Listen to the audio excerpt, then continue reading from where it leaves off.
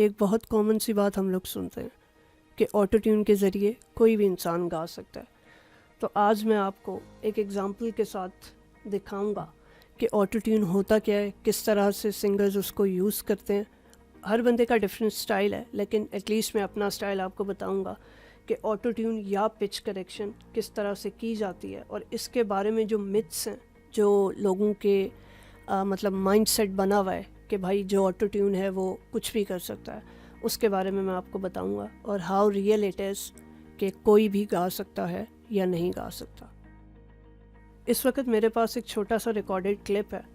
इस पे मैं आपको एग्जांपल शो करूँगा 3 किस्म की। एक होगा विदाउट एनी ऑटो ट्यून, एक होगा विद पिच करेक्शन, या जो कि नॉर्मली बॉलीवुड या हॉलीवुड या किसी भी गाने में यूज़ होता है, और एक होगा विद ऑटो ट्यून।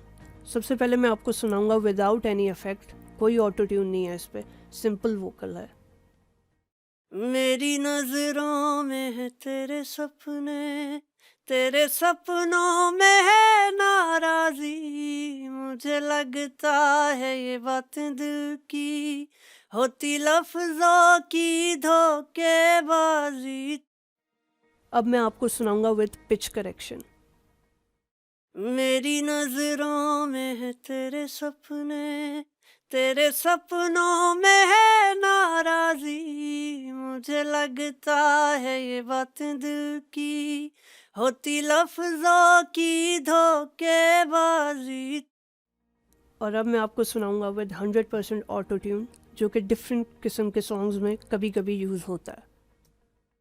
मेरी नजरों में है तेरे सपने, तेरे सपनों में है नाराजी, मुझे लगता है ये बातें दिल की होती लफ्जों की धोखेबाजी। इसमें आपने देखा होगा कि आपको ऑटो ट्यून फील हो रहा होगा। अब ये एक सॉफ्टवेयर है जो कि मैं अपनी बात कर रहा हूँ, तो मैं आपको बता रहा हूँ कि ये सॉफ्टवेयर मैं यूज़ करता हूँ, ऑटो ट्यून ईवो। इसमें इस तरह से होता है कि आपके पास 2 ऑप्शंस होते हैं। फॉर एग्ज़ाम्पल आपका गाना सी की में, मैं कह देता हूँ कि सी मेजर में है, तो आप इसको ऑटो ट्यून की अभी मैं बात कर रहा हूँ, पिच करेक्शन की बात नहीं कर रहा। आप इसको सी मेजर पे रखते हैं, सी मेजर की है, और यहाँ पे आप देख सकते हैं रिटर्न स्पीड है। रिटर्न स्पीड करती क्या है कि कितनी जल्दी वो पिछले नोट से अगले नोट पे आ जाएगा। फॉर एग्ज़ाम्पल अभी 0 रखेंगे, 0 इज़ लाइक टू मच, मतलब आप कुछ गानों में सुनते होंगे आपको ऑटो ट्यून फील हो रहा होता है, वो ये चीज़ होती है। जो नॉर्मली सिंगर्स जो थोड़ा बेहतर गाते हैं, जिनकी आवाज़ थोड़ी पिच पे होती है ऑलरेडी, उनके लिए आप इसको 30 to 40 पे भी रखें तो वो एक अच्छा साउंड करता है। इसके अलावा जो पिच करेक्शन की चीज़ है वो ये है कि आप इसी सॉफ्टवेयर में ग्राफ पे आते हैं, तो आप ये देख सकते हैं एक पूरा ग्राफ बनता है। ये वो तरीका है जो कि मैक्सिमम बॉलीवुड या जो अच्छे सिंगर्स होते हैं, अच्छे बाय अच्छे आई मीन जो पिच करेक्टेड सिंगर्स होते हैं, उनके लिए यूज़ होता है। इसमें इस तरह से होता है, फॉर एग्जांपल आपने पूरा गाना गा दिया तो आप ये रेड लाइंस देख सकते हैं, ये वो टेक्स हैं जो नेचुरली ली गई हैं। अब इसमें ये होता है, आप ट्रैक पिच पे ये नीचे साइन आ रहा होगा ट्रैक पिच का, आप ये करके पूरा ऑडियो एक दफ़ा वोकल का चलाते हैं, वो एक ग्राफ बना देता है आपके लिए। उसके बाद आप अपना टूल सेलेक्ट करके उसको गाने को पिच पे लाते हैं। अब आप देख सकते हैं कि ये थोड़ा, फॉर एग्जांपल हम ये एरिया देख लेते हैं। अभी ये देखें, ये मेरा ये एरिया सी शार्प की तरफ थोड़ा सा गया है, तो पिच करेक्शन के थ्रू मैं उसे डी पे ले आया हूँ क्योंकि वो थोड़ा सा आउट था।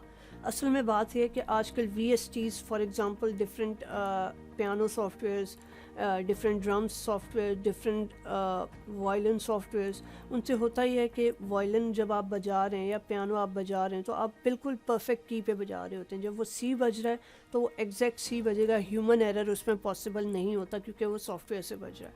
तो जब एक इंसान गा रहा होता है तो उसमें ह्यूमन एरर आता है, तो उसको पिच करेक्ट करने के लिए आप सॉफ्टवेयर यूज़ करते हैं। ये थोड़ा टाइम कंज्यूमिंग होता है क्योंकि आपको एक एक नोट देख के करना पड़ता है कि की में हो, जबकि ये जो दूसरा तरीका मैंने आपको ऑटो ट्यून का बताया, ये थोड़ा सा जल्दी आपका काम कर देता है क्योंकि आपने सिर्फ अपनी एक की सेलेक्ट करनी होती है और वो काम आपका हो जाता है। लेकिन the one which I showed, pitch correction, this is more effective, और इसमें आप अपना नॉर्मलाइजेशन की तरफ ज़्यादा जाते हैं, आपकी आवाज़ जो है वो असल आवाज़ के करीब ज़्यादा होती है। जबकि अगर आप टोटल पूरे गाने पे एक ऑटो ट्यून लगाते हैं तो वो कहीं ना कहीं हो सकता है कि आपका फील हो कि यार ऑटो ट्यून हुआ हुआ है गाना, लेकिन this is very much time saving जो ऑटो ट्यून है।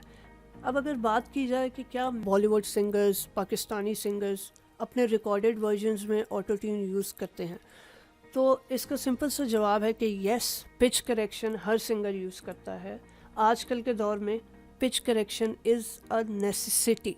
फॉर एग्ज़ाम्पल कोई भी गाना आप ले लें, अरिजीत सिंह का ले लें, आतिफ असलम का ले लें, शान का ले लें, अली ज़फ़र का ले लें या हॉलीवुड सिंगर का ले लें, तो पिच करेक्शन जो है वो एक नेसेसिटी बन चुकी है क्योंकि ह्यूमन एरर इज़ पॉसिबल और पिच करेक्शन के थ्रू ही वो ह्यूमन एरर रिड्यूस किया जा सकता है। तो हर बॉलीवुड, हॉलीवुड या कोई भी आपका फेवरेट सिंगर, मतलब अगर आप सोचते हैं कि वो ऑटो ट्यून नहीं यूज़ कर रहे, ठीक है वो ऑटो ट्यून नहीं यूज़ कर रहे होंगे लेकिन वो पिच करेक्शन ज़रूर यूज़ कर रहे हैं।